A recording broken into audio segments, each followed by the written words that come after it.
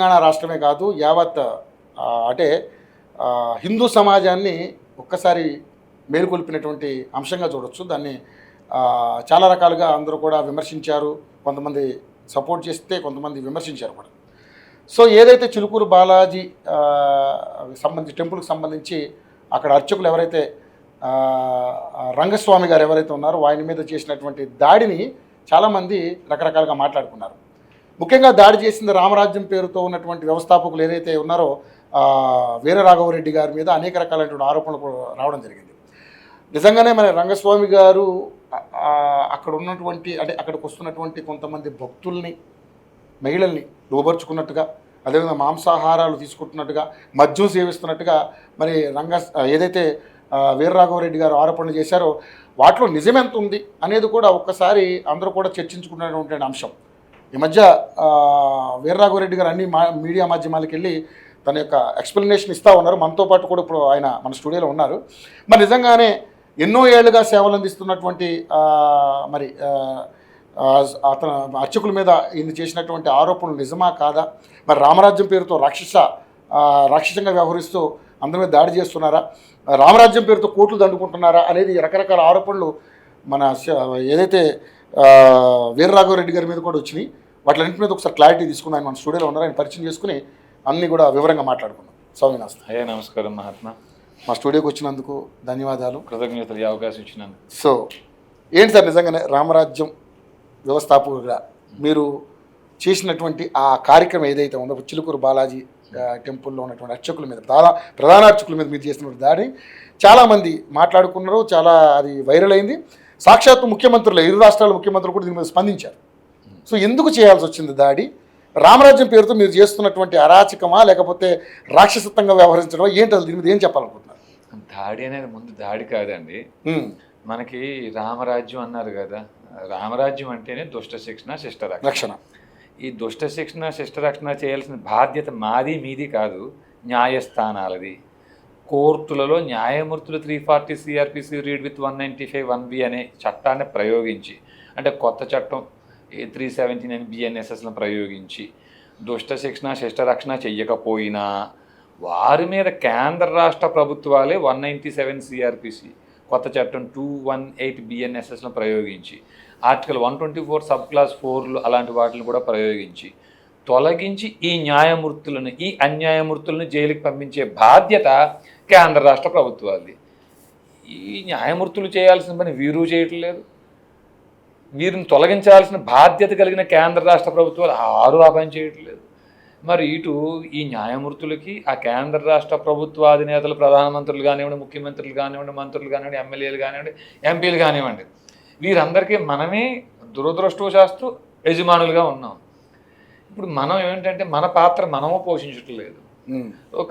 కాబట్టే 11 లక్షల ఎకరాల దేవాలయాల భూములు అన్యాక్రాంతం అయిపోయినా దశాబ్దాల నుంచి కోర్టులో కేసులు పెండింగ్ ఉన్నాయి. సహారా ఇండియా కేసులో 13 కోట్ల మంది బాధితులున్నా 3 లక్షల కోట్ల స్థిర చరాస్తులు 13 సంవత్సరాల నుంచి సుప్రీంకోర్టులో కేసు పెండింగే ఉంది.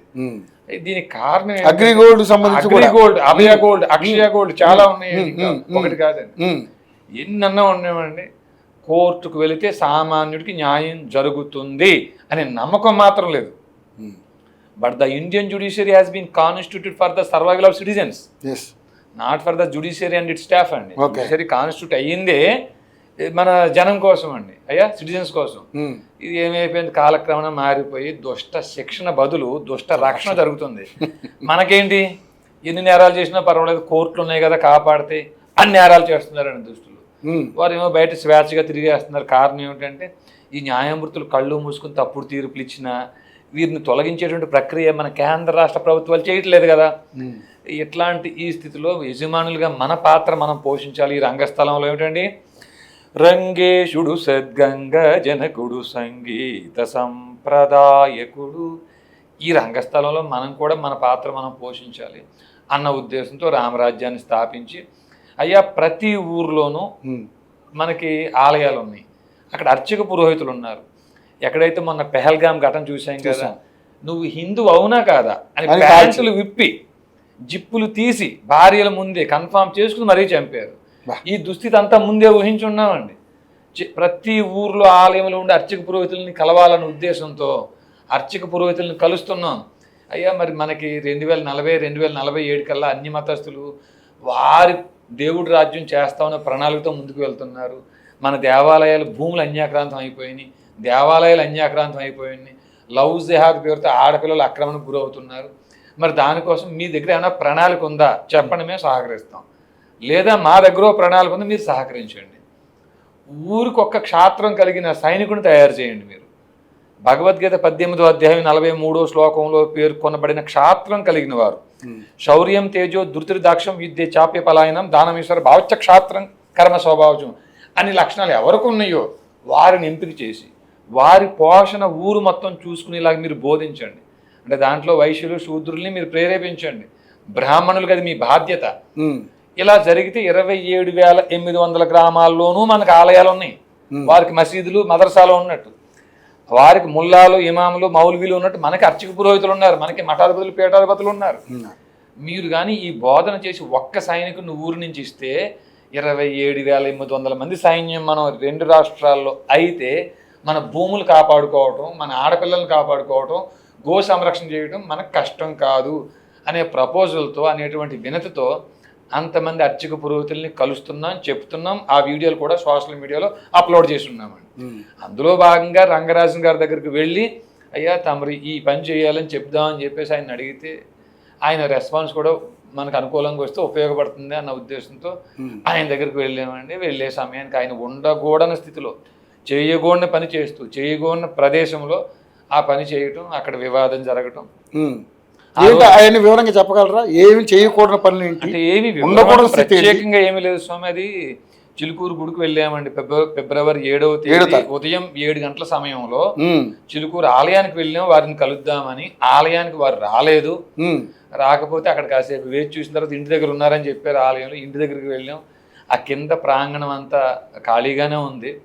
వారు సోదరులు అనుకుంటాను అన్న లేదు తమ్ముడు ఎక్కడో రాత్రి లేటుగా వచ్చారు, నిద్రపోతున్నారు, ఆయన పైన ఎక్కడో ఉంటారు అని చెప్పేసి అని తలుపులు వేసుకుని ఆయన లోపలికి వెళ్ళిపోయి తలుపులు వేసుకున్నారండి. తర్వాత అరగంట వేసి చూసిన తర్వాత ఇంకా ఆయన రావట్లేదని చెప్పేసి సుమారు 8 గంటల ఆ ప్రాంతంలో పైకి వెళ్ళాము. 4 వెళ్ళాం. మొత్తం వెళ్ళింది 20 మంది పైన ఉన్నప్పటికీ ఆ పైకి వెళ్ళింది మాత్రం 4 వెళ్ళామండి. వెళ్ళే సమయానికి చాలా ప్రాకారాలు ఉన్నాయి పైన, గదులు కింద అట్లా అనిపిస్తున్నాయి. వెళ్ళే సమయానికి ఒక గది మాత్రం కొంచెం ఏసీ అవన్నీ సెట్ చేసి ఉన్న గదిలోంచి మాత్రం శబ్దాలు వినిపిస్తుంది.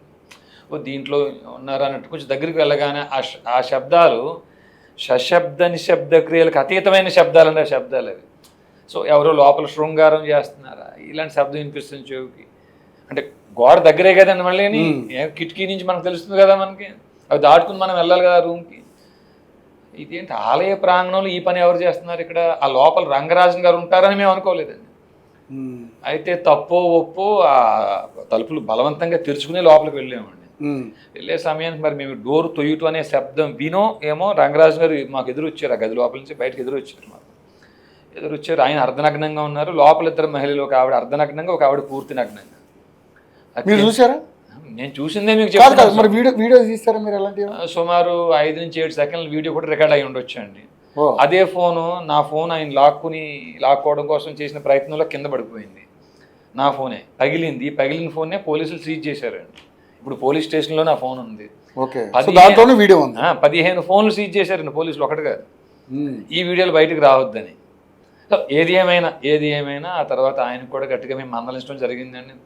ఏమయ్యా 18వ అధ్యాయం 42వ శ్లోకంలో బ్రాహ్మణుడు ఎలా ఉండాలో చెప్పింది. క్షమో దమస్తప శౌచం శాంతిర్జావమేవచ జ్ఞాన విజ్ఞాన మాస్తిక్యం బ్రహ్మకర్మ స్వభావజం అని. ఆ లక్షణాలకు విరుద్ధంగా మీరు పనిచేస్తారు. అది ఆలయ ప్రాంగణంలో. మీకు సిగ్గు శరం లేదా? మీకు ఇది సెక్స్ అనేది బయలాజికల్ నీడ్. మేము తప్పు పట్టట్లేదు, కానీ మీరు ఎక్కడో దూరంగా మీ ఇంటికి వెళ్ళి చేసుకోండి. ఆలయ ప్రాంగణంలో ఈ పని ఏమిటి అంటే, ఎప్పుడైతే ఆయన నా జుట్టు పట్టుకుని నా ఫోన్ లాక్కుందాం అనే ప్రయత్నం చేస్తే ఆ ప్రయత్నం కూడా మేము ఇది చేయకుండా మేము కూడా బలంగా ఆయన్ని తోయటం జరిగింది. ఆయన మమ్మల్ని చూశాడు, మేము ఆయన చూసాం. ఆ ప్రయత్నంలో ఆయన కింద చతికిలు పడ్డాడండి. ఆయన చతికిలు పడినప్పుడు ఇంకా తర్వాత కాళ్ళు పట్టుకు బ్రతిమలాడాడు. ఇంకా వీళ్ళతో మనం పోరాడలేము అనుకున్నాడో ఏమో ఆయన. ఈ విషయాలు ఎవరికి మీరు బయట చెప్పొద్దు దయచేసి. 2 మహిళల్లో ఒక ఆవిడకి పెళ్లి కాలేదు అని కాళ్ళు పట్టుకుని బ్రతిమలాడాడండి ఆయన. ఆ తర్వాత మేము చెప్పాల్సిన మాటలు మేము చెప్పాం. తెలియని నటవిట శూద్రుల వనితలు స్వపచమౌట్ కోసమా మీ ఉపదేశాలన్నీ చేసేది? దీనికోసం ఉపదేశాలు చేస్తున్నారు మీరు? అన్నీ అడగాల్సినవన్నీ అడిగామండి.